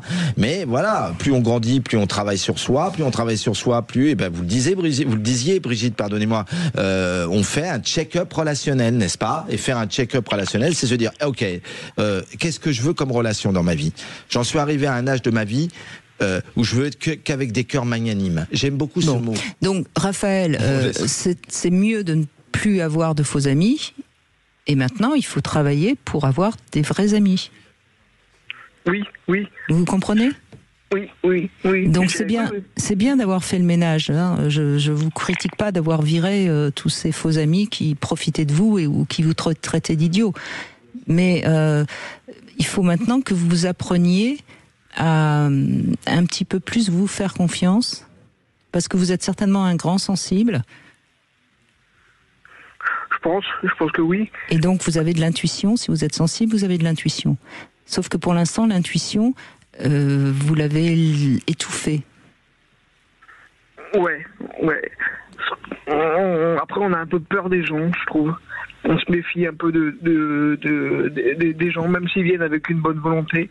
C'est compliqué d'avoir quelqu'un, qu'on garde un lien, quoi. Alors, ça dépend où vous en êtes dans votre capacité à accepter votre souffrance. Si votre souffrance est trop violente et trop difficile, c'est normal que vous ne puissiez pas faire confiance parce que vous avez trop peur de souffrir. Vous comprenez? Ouais. Si vous êtes vraiment encore dans cet état de souffrance, ben là, il faut vous faire aider par quelqu'un qui va vous tout doucement vous aider à cicatriser. Oui. C'est là, je vous invite vraiment à dire oui à une aide, à un accompagnement, pour que vous puissiez un peu mieux tenir debout, et à ce moment-là, vous pourrez. Mais vous méritez. Ouais. Franchement, moi, je vous écoute, vous êtes une belle personne, vous méritez d'avoir des amis. C'est gentil, merci beaucoup. Ben oui, donc il faut vous donner les moyens, et ça va passer par un peu de travail, mais au moins vous aurez quelqu'un qui vous comprend, qui vous écoute, qui vous soutient, et qui vous aide. Ouais, c'est gentil. Non, c'est pas gentil, c'est un ordre. Et vous n'avez pas le droit de me dire non. Je ne dirai pas non. Mais c'est super. Et merci de sourire. Merci beaucoup, Raphaël. On fait une petite pause, on se retrouve dans un instant. Vous voulez parler à Brigitte Lahaie, 0826 300 300. Nous continuons avec Christophe Médicis. Tous les livres de Christophe Médicis, de toute façon, sont pour vous aider à vous affirmer, à être mieux avec vous-même et à apprendre à dire non. Le dernier, c'est Oser incarner votre zone de génie. C'est aux éditions Lanor. Il vient de loin, notre petit Christophe Médicis. Hein. Il était dans une famille assez toxique et il a fait un sacré travail. Et c'est chouette parce que ça prouve quand même qu'on peut on peut se relever, on peut aller bien, et vous êtes un modèle finalement. Et c'est aussi pour ça que je peux aider les gens qui souffrent de relations toxiques, parce que je ne l'ai pas lu que dans les livres. Non, vous avez l'expérience. Vous avez l'expérience de comment on se relève d'une famille toxique. Carole, bonjour. Oui, bonjour. J'étais en train d'écouter ce que vous étiez en train de dire. Et c'est marrant parce que c'est souvent ceux qui ont écrit des livres ou qui sont thérapeutes justement ou des grands psychologues comme ça qui ont souvent vécu des choses. Mais bien sûr, Carole, parce que si on n'a pas vécu des choses difficiles, on croit que la vie est facile et qu'il n'y a qu'à faucon. Vous savez, allez, je vais vous dire un petit secret, mais vous ne le répétez pas, Carole. Vous ne le répétez pas. Vous savez pourquoi j'aime autant vous comprendre tous ? Vous le savez pas. Parce que ça vous parle. Ben oui, parce que moi j'ai eu l'impression quand j'étais petite fille que mes parents ne me comprenaient pas. Voilà, c'est tout. Et je me répare en vous réparant. Voilà. On en est tous là. On ne fait les choses que parce que ça parle de nous. Une fois qu'on a déjà compris ça, on a déjà fait un sacré pas. Hein. Je me souviens une fois, il y a plusieurs années de ça, j'étais allée voir un psychiatre à Bordeaux, là, pas très loin. Et puis, je la regardais et je me dis, il y a quelque chose qui ne va pas chez elle. Elle avait une manière de marcher, une attitude qui était un peu bizarre et ça me faisait rire.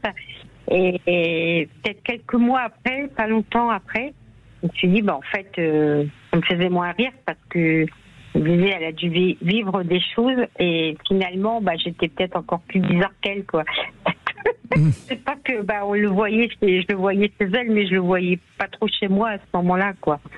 Parce que vous n'étiez pas encore apte à le voir, et puis il valait mieux pas que vous le voir parce que vous seriez peut-être écroulé si on vous l'avait mis trop en face. Ouais, c'est possible aussi. C'est possible, mais... Et vous savez dire non, Carole ? Vous savez dire non ? Maintenant, ouais, un peu plus. Maintenant, un peu plus. Un peu plus, mais peut-être pas encore assez. Alors, j'ai plus trop l'occasion. Ça dépend pourquoi, en fait. Ça dépend. Hein. Au niveau de mes filles, quand c'est justifié, tout ça, quand c'est quand même... je sais dire non. Mais si je dis oui, c'est que c'est justifié. Mais si je sens qu'il y a du profit ou si je sens que c'est pas trop justifié, là, je vais me défendre. Je vais pas dire oui pour leur faire plaisir. Ouais, c'est déjà pas mal parce qu'avec ses enfants, c'est parfois très très compliqué. On a tellement envie d'être aimé par ses enfants qu'on leur en donne souvent plus qu'il ne faudrait. Oui, il y a souvent plus, mais moi, non, ça n'a pas été le cas. J'ai été, je pense, à ce niveau-là, assez dur au niveau, assez dur et réaliste en même temps par rapport à ce que j'avais, et à ce que je pouvais leur donner, quoi. Donc, et on va poser la même question qu'à Raphaël. Vous avez des amis ? Les amis ? Oui. Alors, j'en ai pas beaucoup. J'ai beaucoup de connaissances. Oui. Beaucoup de connaissances à travers un club de danse dont je fais partie, là, du flamenco. Donc, c'est des connaissances comme ça. Mais véritable ami, vraiment, à qui je partage beaucoup de choses, où je me confie beaucoup, j'en ai pas beaucoup. Non. Mais ça, c'est normal de ne pas avoir beaucoup d'amis, Carole. Mais vous en auriez une, deux, trois, une moi, je dirais une. C'est déjà ça. C'est déjà ça. Ouais. Après, j'ai des personnes à qui je me confie beaucoup, mais c'est pas spécialement des amis, c'est de la famille ou comme ça. Mais me confier beaucoup, j'arrive à me confier beaucoup, mais à partager entièrement des choses et être vraiment à l'aise avec quelqu'un, ça c'est difficile. Et pourquoi ? Parce que vous êtes trop pudique ou vous avez peur qu'on profite de ce que vous pourriez dire ? Qu'est-ce que... Bon, je pense que c'est plus par rapport à, je n'ai pas confiance en moi. Je pense donc du coup, je sais pas si mon attitude va plaire et si l'attitude de l'autre va me convenir. En fait, je pense que c'est le manque de confiance qui fait ça. Oui, vous savez, vous n'osez pas. Mais alors, vous savez, Carole, il y a tellement de gens qui sont comme vous. C'est-à-dire, vous n'êtes tellement pas sûr de ce que vous êtes et de ce que d'être une belle personne, que vous portez le masque et que vous n'osez pas vous révéler tel que vous êtes. Et c'est bien dommage parce que c'est pourtant que comme ça qu'on a des vraies belles relations avec les autres. C'est en osant se montrer avec ses qualités et ses vulnérabilités. Et oui. Alors ça le fait dans le groupe du flamenco, mais ça reste très un peu superficiel. Ouais, un petit peu. Et du coup, j'essaye aussi. Il y a peut-être aussi la peur d'être dépendante. Donc du coup, comme je veux pas je veux éviter d'être dépendante de quelqu'un. Du coup, moins on voit de monde et moins on Qu'est-ce que vous appelez être dépendante? C'est-à-dire ne plus pouvoir vous passer de quelqu'un? Ouais, ou d'être en demande de l'avoir ou en demande. Mais Carole, c'est pas la même chose le sentiment d'amitié et le sentiment d'amour amoureux. Vous voyez ce que je veux dire? En amitié, c'est ça qui est génial, justement. Il n'y a pas les mêmes enjeux et il n'y a pas les mêmes attentes. Donc la dépendance, c'est pas pareil. C'est jamais toxique, la dépendance en amitié. Normalement, non. S'il y a une dépendance, c'est que c'est pas une amitié saine. C'est qu'il y a une sorte d'emprise. Ou alors il y a un sous-entendu. Pour l'un des deux, c'est pas de l'amitié. C'est une emprise. Oui, quand il y a de la dépendance. Il y a des amitiés où il y en a un qui voudrait plus. Oui. C'est un mec qui prend une nana, faute de grive au monde des mers, lui il est fou amoureux d'elle, mais il prend que l'amitié parce qu'elle lui donne que ça. Et il y a un petit enjeu, c'est pas vraiment de l'amitié. Et un jour, il lui fait la grande scène du 3, et beaucoup de femmes sont comme ça, sont étonnées. Alors peut-être qu'elle le savait déjà depuis 3 ans, qu'elle l'avait mise sur la case amie parce qu'elle veut pas lui donner autre chose. Ça arrive, Brigitte. Oui, vous avez raison. Non, parce que normalement une amitié, quand l'autre, par exemple, si on a une amie, Carole, vous avez une amie, elle rencontre un homme, elle est folle amoureuse, forcément, elle va être un peu plus, elle va s'éloigner un peu puisqu'elle aura moins de temps. Et c'est pas grave si c'est vraiment une amie, on le comprend, on l'accepte et on la laisse vivre son histoire. Et puis on l'appelle un peu moins souvent et on la voit moins souvent. Vous voyez, l'amitié c'est ça, c'est-à-dire qu'il y a pas d'exclusivité, il n'y a pas de jalousie, il n'y a pas d'envie. Enfin normalement. Après. Et si on pourrait dire, Brigitte, qu'on a des amis quand enfin on est entré en amitié avec soi-même. Certainement. Et quand tu es capable d'être ta meilleure amie et ton meilleur ami, eh bien un jour tu vas avoir un meilleur ami et une meilleure amie autre à l'extérieur, mais parce que tu sais être ton ami. Comme là, il y a un exemple où j'ai une copine avec qui est en deux, qui me demande souvent, ça serait bien qu'on parte en week-end ou comme ça, parce que c'est vrai que ça fait beaucoup de bien. Et c'est ce qu'on a fait il y a une quinzaine de jours. Mais il y a des petits, sur tout un week-end, vous voyez, il y a des petits accros parce qu'on est complètement différentes. Et donc, alors ça c'est intéressant ce que vous dites parce qu'en effet, il y a des petits accros, donc il faut que vous appreniez l'une et l'autre à poser vos limites pour pouvoir repartir ensemble en week-end et sans que ça soit avec des petits accros. Peut-être qu'il faut que vous partiez en week-end mais avec chacune votre chambre. Peut-être qu'il faut, vous voyez, il faut voir. Parce que c'est dommage aussi de se priver de la possibilité de partir en week-end avec quelqu'un. C'est pas drôle de partir seul en week-end. Mais oui. Donc, oui, c'est ça. Et alors, on arrive parce qu'elle est quand même assez ouverte pour en parler et tout, mais en fait, elle a besoin de tout programmer, que tout soit programmé, et ce qui est normal aussi, que je comprends, parce que sinon, ça part un peu dans tous les sens. Que moi, il y a des choses, j'aime bien laisser faire et dans la journée, et on voit, on avise, mais voilà, s'il y a des choses que vous programmez la moitié de la journée. Oui. Par exemple, vous programmez l'après-midi, mais la matinée, elle est libre. Et si elle veut se programmer des choses le matin, elle les fait toute seule. Vous voyez, c'est mettre au point les choses clairement. Et quand on est en amitié, ça devrait assez être facile à communiquer. Parce que quand on est en amitié, on n'a pas besoin de tout faire ensemble. Parce que ça s'appelle de la fusion amoureuse. C'est pas de l'amitié. C'est pas l'amour. L'amitié, c'est une autre forme d'amour. C'est de l'amour aussi, avec un A, mais une autre forme d'amour. C'est une autre forme d'amour.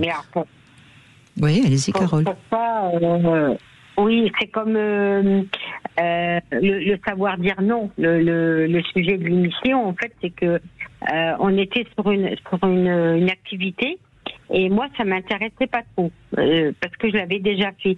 Elle voulait à tout prix le faire et elle me dit bah écoute, à ce moment-là on fait un tirage au sort. Alors je lui dis bonne idée, on tire au sort.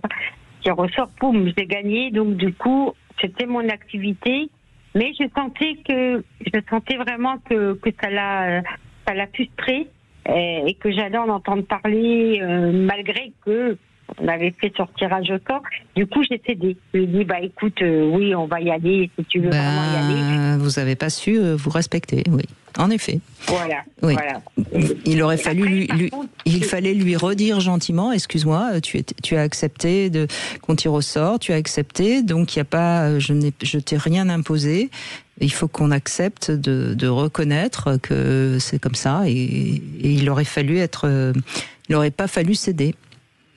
C'est pour ça que dans les amitiés, bah, peut-être que c'est une bonne personne et tout, mais peut-être que pour certaines choses, voilà, on n'est peut-être pas. C'est peut-être pour ça qu'il y a des blocages. Non, mais c'est pas grave, Carole. Vous avez fait une erreur cette fois-là. La prochaine fois, vous serez plus vigilante et vous la ferez peut-être pas. C'est pas grave. On apprend aussi de ses erreurs, hein. Et puis vous savez reconnaître que vous n'avez pas su poser vos limites. Et comme disait tout à l'heure Christophe à je ne sais plus qui, vous avez conscientisé votre erreur. Donc c'est pas grave. Sinon, vous seriez parfaite. Et si vous étiez parfaite... vous ne seriez pas de ce monde. Vous seriez déjà un ange, Carole. Hein, donc tout va bien. Vous voyez, il n'y a pas de souci. Merci en tout cas de votre échange, merci, Carole. Merci. Je crois qu'on a dit beaucoup de choses qui peuvent aider et qui vont peut-être... on a planté les petites graines. Maintenant, c'est à chacun d'arroser ces graines. Et de devenir la meilleure version de soi-même petit à petit. Exactement. Jour après jour. Merci, et Brigitte. Sinon, vous pouvez toujours aller faire ces stages animés par Christophe Médicis. Il y en a un à Toulouse, il y en a un à Metz, il y en a un à Paris. Ça dépend le lieu où vous êtes et évidemment des dates. En tout cas, Christophe propose, si vous venez en couple, de ne payer qu'une place. Donc n'hésitez pas et vous pouvez aller vous inscrire sur hautequalitérelationnelle.fr et comme ça vous saurez quels sont les lieux. Et puis je suppose que l'année prochaine, de toute façon, vous allez en faire bien d'autres. Il y a également tous les livres de Christophe Médicis qui sont disponibles. Merci en tout cas, Christophe Médicis, de toujours très clair pour ceux qui nous écoutent. Tout de suite, vous allez retrouver Alexandre Delevanne pour C'est votre avenir, bien sûr. Et puis demain, on sera avec notre sexothérapeute préféré. Nous serons avec Philippe Arlin. On va revenir sur le fameux slow sex. On en entend peut-être un peu moins parler, mais ça a été une grande mode il y a une dizaine d'années. Qu'est-ce que c'est exactement ? Est-ce que c'est plutôt une demande féminine ? Il semble en tout cas, mais bon, on en saura plus demain.